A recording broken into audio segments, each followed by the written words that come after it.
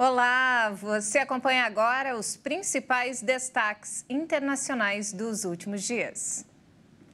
A Organização Mundial da Saúde disse que o atual surto de casos de Covid na China não deverá ter um impacto significativo na Europa, já que as variantes que circulam no gigante asiático já estão presentes no velho continente. From the information available to WHO, a partir das informações disponíveis para a Organização Mundial da Saúde, o surto de duas variantes do vírus circulando na China é o mesmo que já foi observado na Europa e em outros lugares. Não se prevê que tenha um impacto significativo na situação epidemiológica da Covid na região europeia neste momento. The COVID-19 epidemiological situation in the WHO European region at this time. Nesse contexto, Klug pediu aos países europeus que tomem medidas proporcionais e não discriminatórias em relação aos viajantes procedentes da China. It is not unreasonable for countries to take precautionary measures. É razoável que os países tomem medidas de precaução para proteger suas populações, enquanto aguardamos informações mais detalhadas a serem compartilhadas por meio de bancos de dados acessíveis ao público. Mas para os países que estão introduzindo medidas preventivas de viagem neste momento, pedimos que sejam baseadas na ciência, proporcionais e não discriminatórias. A China enfrenta um grande aumento no número de casos de Covid-19 após encerrar quase 3 anos de confinamentos, quarentenas e testes em massa em dezembro de 2022.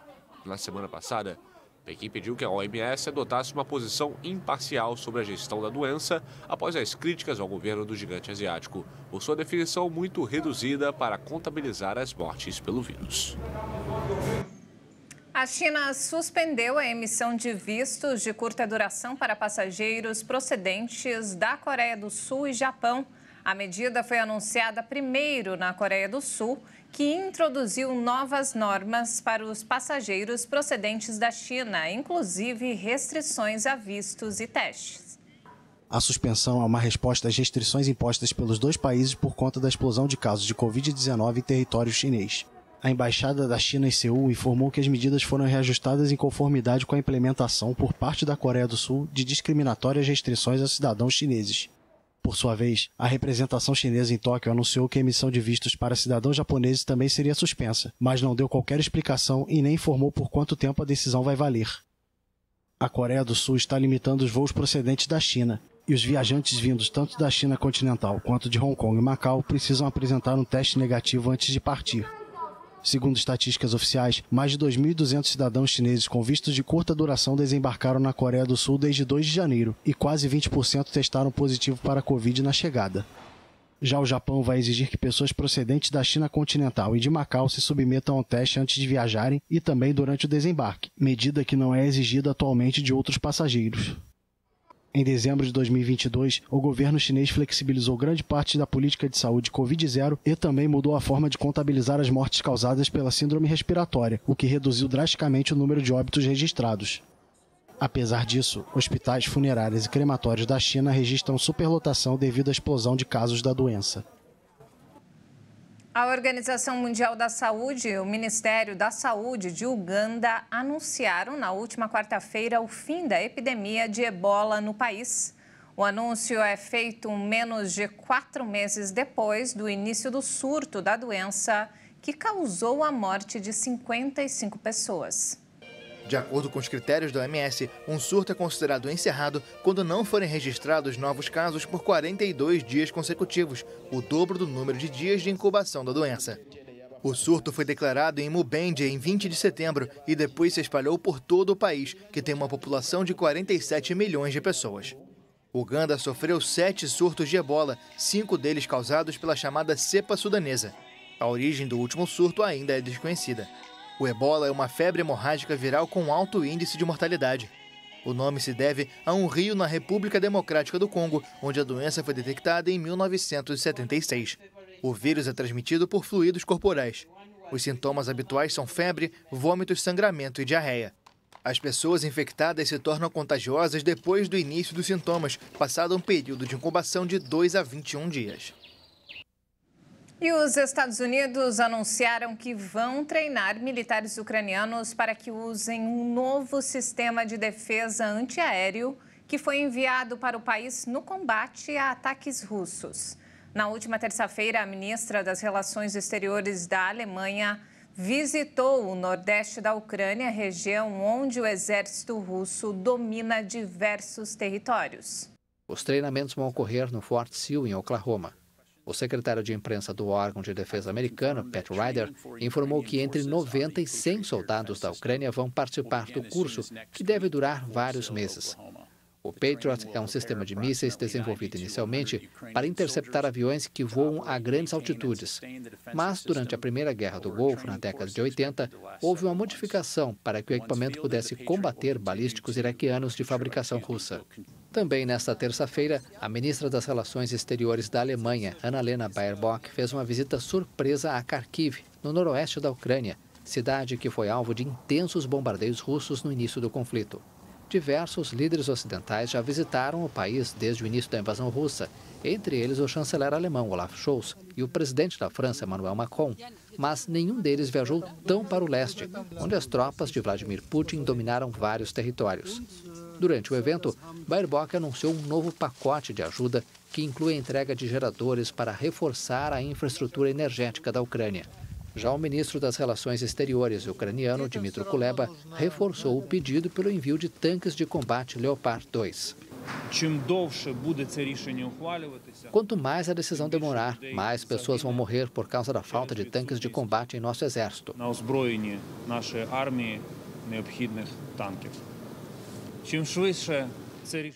Quanto mais rápido ela ocorrer, mais cedo a Ucrânia vai vencer e a guerra na Europa vai terminar. Após meses de adiamentos, a Alemanha anunciou recentemente o envio de 40 blindados de transporte de infantaria Marder, mas Kiev continua reivindicando a entrega de tanques de combate. Um grupo de especialistas militares americanos, após inúmeras simulações, chegou à conclusão de que a China provavelmente fracassaria em uma tentativa de invadir Taiwan. Isso os Estados Unidos defendessem a ilha. A tensão entre Pequim e Taipei tem se intensificado e é motivo de preocupação local e também da comunidade internacional. Uma simulação feita por um grupo de especialistas militares americanos chegou à conclusão de que a China provavelmente fracassaria se insistisse em invadir Taiwan caso os Estados Unidos defendessem a ilha. O estudo testou 24 cenários diferentes de tentativas do gigante asiático de tomar o controle de Taiwan pela força em 2026. E a conclusão que os especialistas chegaram é que seria pouco provável que Pequim tivesse sucesso e conseguisse alcançar seus objetivos operacionais ou mesmo ocupar Taipei, a capital de Taiwan. Reunidos para a simulação de guerra pelo Centro de Estudos Estratégicos Internacionais, eles ainda ressaltaram que cada parte envolvida diretamente em um conflito dessa magnitude sofreria perdas enormes. Segundo as projeções, sem a ajuda americana, a ilha, que conta com um governo autônomo, cairia em no máximo 3 meses, em meio a bombardeios e invasões terrestres. Washington reconhece diplomaticamente apenas Pequim, o que significa que Taipei não tem uma relação diplomática oficial com os Estados Unidos. E olha só, a Armênia anunciou que recusa receber este ano as manobras militares conjuntas no quadro da aliança com a Rússia, devido à insatisfação pelo bloqueio de uma rota de abastecimento. A determinação ocorre em meio à insatisfação com Moscou pelo bloqueio de uma rota vital de abastecimento para Nagorno-Karabakh. A Armênia disputa a posse do enclave, que é reconhecido internacionalmente como parte do Azerbaijão, mas lar de cerca de 120 mil armênios étnicos. O Ministério da Defesa respondeu por escrito ao escritório da Organização do Tratado de Segurança Coletiva, ressaltando que, devido à situação atual do país, não seria apropriado realizar esses exercícios militares. Por isso, os exercícios não vão ocorrer este ano na República da Armênia. Erevan acusa as forças de paz russas em Nagorno-Karabakh de não agir, enquanto os azerbaijanos bloqueiam há várias semanas o corredor de Lachin, uma rota de abastecimento vital para o disputado enclave. A Armênia também criticou Moscou por não cumprir com seu papel de mediador durante os violentos confrontos na fronteira entre o país e o Azerbaijão em setembro passado, quando Erevan pediu ajuda à organização do Tratado de Segurança Coletiva. Questionado sobre as críticas de Pashinyan, o Kremlin tentou apaziguar a situação e afirmou que a Armênia era uma aliada muito próxima, com quem a Rússia continuará o diálogo, mesmo em questões delicadas. O Fórum Econômico Mundial divulgou um novo relatório sobre os riscos globais de 2023.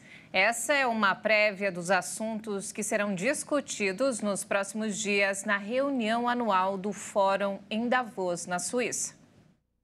O relatório anual do Fórum Econômico Mundial apontou que o aumento do custo de vida causado pela guerra na Ucrânia e a reabertura econômica após pandemia de Covid-19 serão os principais desafios dos próximos anos. As questões provocadas pelas mudanças climáticas e a perda da biodiversidade também estão entre os principais alertas. A pesquisa reuniu mais de 1.200 especialistas e representantes políticos de todo o mundo e tem o objetivo de analisar e propor as possíveis soluções para minimizar os impactos econômicos e sociais desses desafios.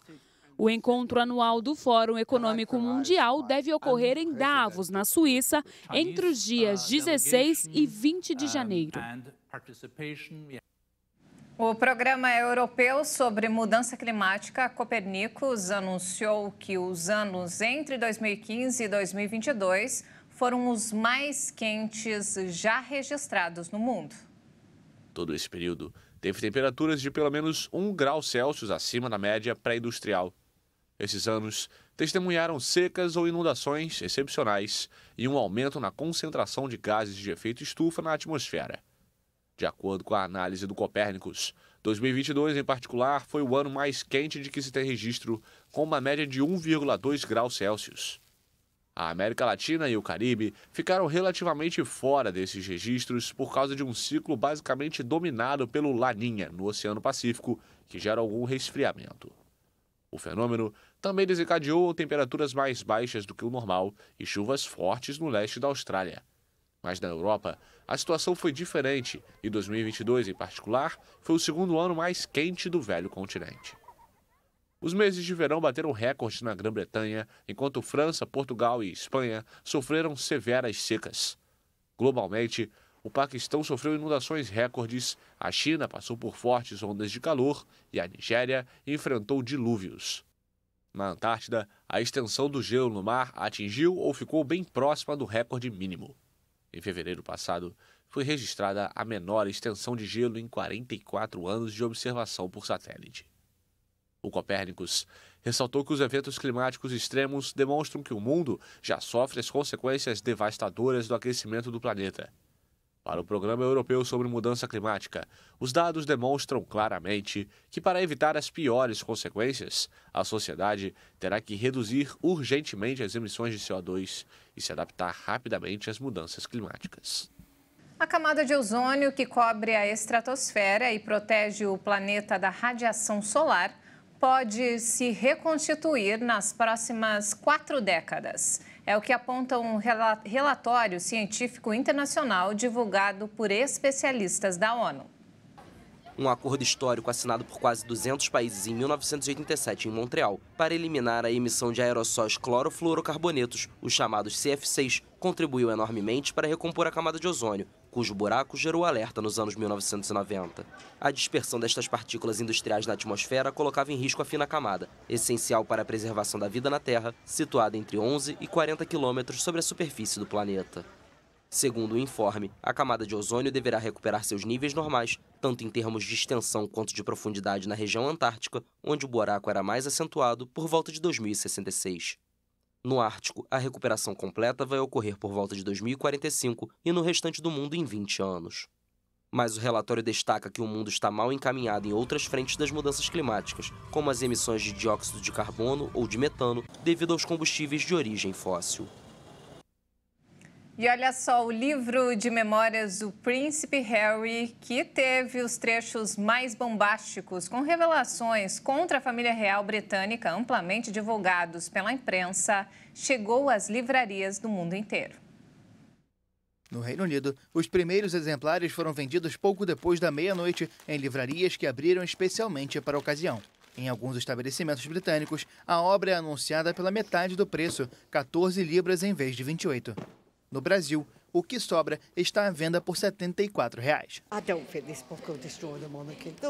Não acho que o livro vai destruir a monarquia. Vai ter brigas, mas vai ser isso. Não acho que vão gostar, mas famílias são assim, não? Não dá para se intrometer. Já aconteceram coisas piores. Se você olhar a história com a família real, houve coisas piores do que isso. Não é nada comparado ao que foi dito antes. Então, boa sorte a ele. Apesar do lançamento oficial da autobiografia, traduzida em 15 idiomas, acontecer somente nesta terça, grande parte do conteúdo vazou quando ela foi colocada à venda por engano em algumas livrarias da Espanha com dias de antecedência. As profundas divisões na família real britânica são expostas no livro. William, herdeiro do trono e irmão, é o principal alvo, mas Charles, o atual rei, que vai ser coroado em maio, também não é poupado. Harry afirmou que nada foi feito com a intenção de ferir ou de prejudicar a família. E não temos mais tempo, essa edição fica por aqui. Mais informações ao longo da nossa programação. Obrigado pela companhia e um ótimo fim de semana para você. Até mais!